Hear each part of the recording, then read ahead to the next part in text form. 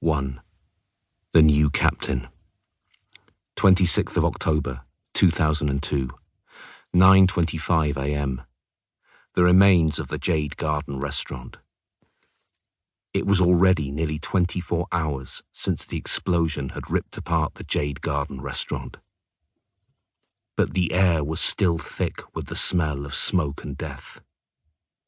More than 20 firefighters were combing through the debris, raking over the brick and concrete rubble with their heavy-duty equipment. A handful of white-clothed men flitted among the figures dressed in red. They worked in pairs and carried large black plastic bags. Every now and then, they would interrupt the firefighters' work, lift something from the rubble, and place it inside their plastic bags. Their stern, unsmiling expressions looked almost like masks. Xingcheng Road was lined with row after row of towering office blocks. High up inside one of them, the young man stood staring at the ruined restaurant through a telescope.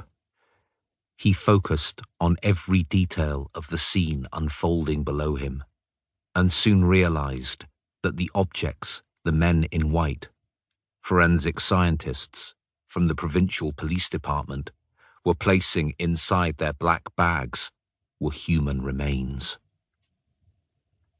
My mentor, he murmured to himself.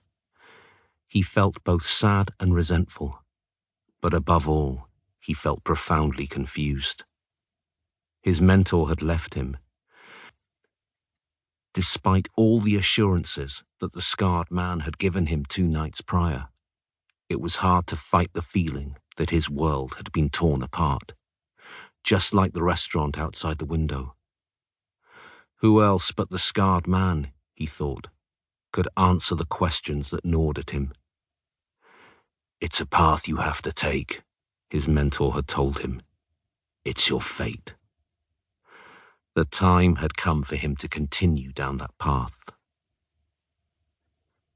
28th of October, 3:17 p.m., Thousand Peaks Hotel. The luxurious Thousand Peaks Hotel was located in a busy district of Chengdu.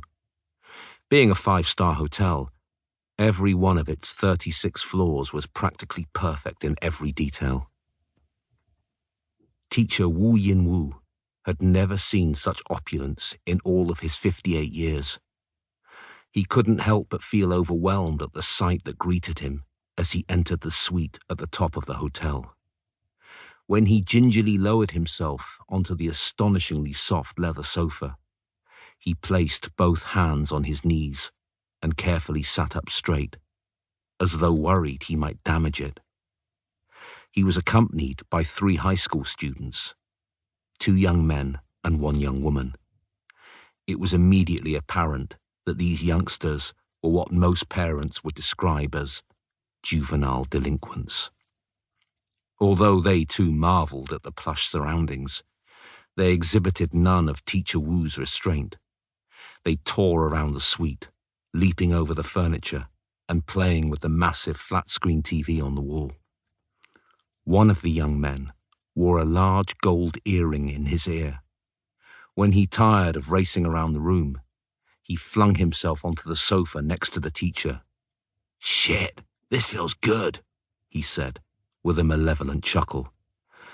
"Do be careful, all of you," Teacher Wu pleaded quietly. But Gold Earring ignored him and focused instead on the other young man, who sported a curly perm and was just then opening the mini-fridge on the coffee table. Gold Earring's eyebrows shot up. "Hey," he hollered, "no hogging all the food for yourself."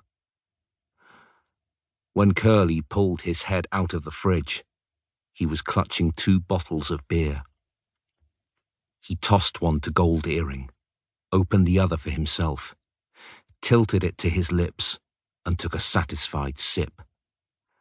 "You shouldn't be helping yourselves like that," Teacher Wu said, his voice wispier than a strand of cotton. "It's all got to be paid for, you know." "But not by us," said the young woman, walking over from another corner of the room.